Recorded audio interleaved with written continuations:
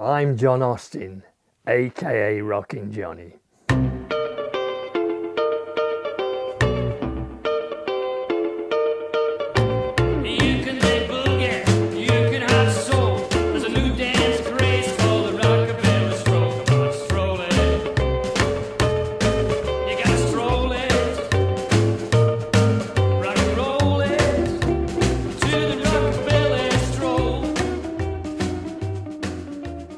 Jim Rowley's late wife, Pat, took me to see Terry Dean at Stafford Borough Hall in 1958 or 59 and threw me on the stage and says, now do it. People dared me at first and then I just stuck to it and I liked it that much. I can understand when people are up on the stage, it's their domain. And you don't want anybody else jumping up and doing it. So I can understand why some bands have said no at first and then let me get up later. It's total mayhem at the Uttoxeter Town Hall and Cheadle Guildhall in the 60s. Like pandemonium. One of the first bands I jumped up with was the Marauders, and they made We'll Be With You, the Stoke City signature tune for years. Freddie and the Dreamers came and they'd got no PA system. So me and my best friend went down to the Star where the We Two had been playing the night before and borrowed their PA and took it back to the town hall. Pinkerton's Assorted Colours came and they were later Pink Floyd. He said, what key? And I said, well, Torquay or Nuki, let's go, let's do it.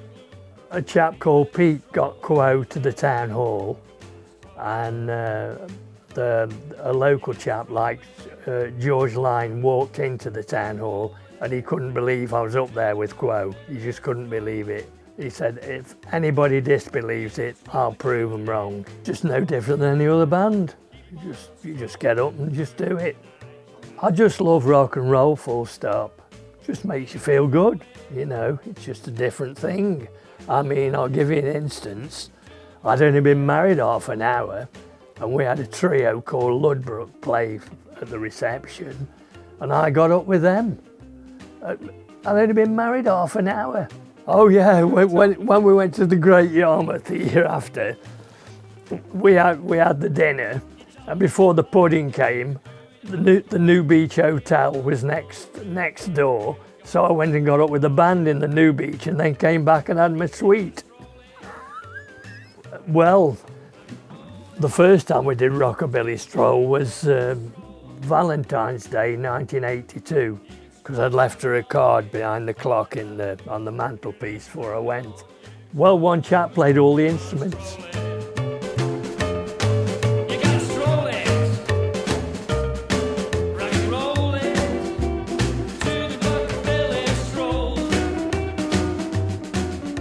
I got signed to Nervous Records for that, and it's come out on different LPs for different companies. It's been on Lost Moment Records, and the remix, I'll tell you about the remix, because I met Daryl Hyam and the boys in Dingwalls. They said, let's go to the KD Camden studios and do this. Well, Daryl Hyam means nothing to people, but later on he married Imelda May, and well, we all know, you know, he's played at the White House and he's played at the Royal Albert Hall, so.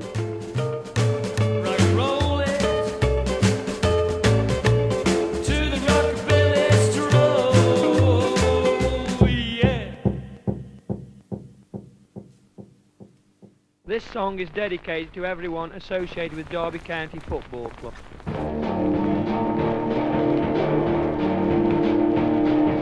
You can pick your Georgie Best or your Dennis Law. Kevin Hector is the greatest in the air or on the floor. Yes, I'm going back to... Well, the Derby used to, for a long time, they had the Dam Busters, and it was my idea to write when Cloughie came, and he brought all these good players with him, and I thought, I'll do an anthem to them. So I did do, and I wrote going back to Derby. Oh, it's brilliant because some used to join in and they said, "Who's this idiot singing this?" And you say, "Well, you never said anything to them, you know." They just played it every week instead of the it was just different than the Dam Busters March. Liverpool had You'll Never Walk Alone. Of course, they had that in the very early 60s, Jerry and the Pacemakers. But I don't think many clubs had one. Well, nobody had ever written one with players' names before. The late George Best, we went to his place, Best is in Crawford Street, and he said, "I don't like the first line of the song because you can have your Georgie Best and your Dennis Law. Kevin Hector is the greatest in the air on the floor." I've met Kevin Hector since, but Kevin Hector said, "You've immortalised me, haven't you?" Just joking apart, like him. My mum taught me first. The first game I ever saw was Derby Boys versus Barnsley Boys, Schoolboy Cup final. And then 1962, three of us decided to start watching them, and we did do. And we went home and away. We used to go to the Brunswick, and we played a friendly against Stoke City, and we equalised about 16 seconds from time. Oh, this is me in the dressing room. I shouldn't have been in there, but I was in the dressing room for my 75th birthday. How did you get in? Well, pushed the door. I took the Stoke City fans back to the Brunswick. They're not allowed now, but they were then. And all they did, they were chanting my name and all this rubbish and saying I'd met the Queen. So the next home game, the landlord says to me, like, "Why are those away fans chanting your name?" He said, "We've checked you out and you're a big fundraiser, aren't you?" So he said, "We're going to name a beer after you." The brewer invited me over and he said, "We're going to putting chocolate in the first brew and damsons, and we're going to call it Rockin' Johnny's Derby Pride." And they put on the pun clip, "You couldn't make it up."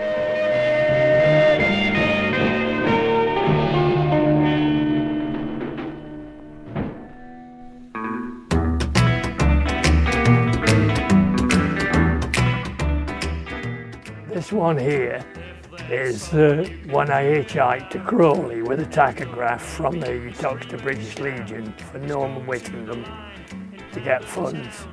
As for the hitman, you'll be hanging around. Charity fundraising came about because I had a burst duodenum, which was pretty serious in 1969 while I was in bed in hospital. I think it was about 4 or 5 weeks.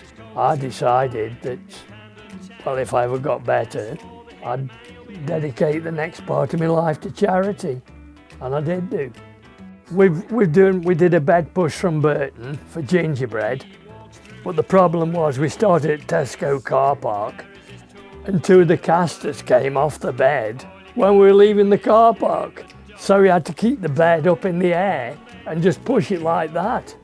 Oh, bed pushes we've done from here to Stoke City at the old ground. The Victoria. The last one was the 120th walk, bed push and whatever, you know. It's just part of me. I wanted to do it, you know. Oh, this is what the nurses presented to me when I did the last walk for Stoke-on-Trent Baby Care Unit, and the nurses got a photo and they presented to me at a local hostelry called the Parks, which has just been demolished. Oh, and this one here is for my daughter Jamboree Appeal going to Korea. We'd pushed a barrel from Burton, from Marston's Brewery. I was 82 when I did the last walks. I'd be late 20s when I did the first one. I think I may do one more. Well, people with different estimates say I've raised about $250,000 over 55 years. Yeah, I'm happy with it, yeah. I'm happy for getting nothing, you know. It's not my concern, that isn't. But 25 years, we sold the tickets for lifeboats till they discontinued and said the pins were a health hazard. The longest walk was probably 15 times around the racecourse for the St John's ambulance roof appeal. You didn't get a massage in the back of an ambulance. You were just thrown down on the coconut matting in the bar and they got stuck into you. Where did I put it? I brought it over, didn't I? I think it says in the brochure, for charity work and helping the disabled in the Uttoxeter area. We had a letter and you were told to keep quiet. John Austin, on behalf of Buckingham Palace, you've been awarded an MBE and the presentations will be on October the 10th. Well, I just couldn't believe it. It was mind-blowing. And then my daughter rang on the Saturday. "You're in the Times, Dad. You're in the Times." She said, "I waited for it to come out at midnight and you're in the Times." Yeah, when I was introduced onto the pitch, when we lost to Liverpool 4-0, it was forgetting my MBE. We had breakfast and ordered a taxi to go to Buckingham Palace, go into a big room, and you're told to get into line, you know, like knighthoods on one side, OBEs, CBEs, and then MBEs all on this side, like. Well, I wanted to mix with them, but this chap said, "No, you can't mix with them. You've got to be at your side." Nobody talks to you at all. You don't even get a cup of tea.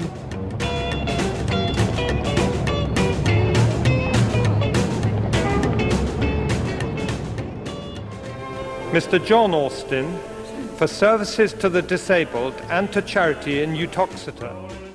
Then you go up to the late Queen. She says, "Where you from?" And you tell her where you're from. And she said, "Oh, my son Edward opened your grandstand at your local racecourse. Have you done anything at the racecourse?" I said, "Yes, Mum." I said, "I've gone 15 times round it without the jumps." So the Queen smiled. You're supposed to have 30 seconds. I must have had a minute and a half, 2 minutes with her. Oh yeah, you feel proud. You feel proud for your family more than yourself. My advice to people, whether you take it or not, is just do what you think's best. If you think you're good at something, or even if you're not, just go and have a try.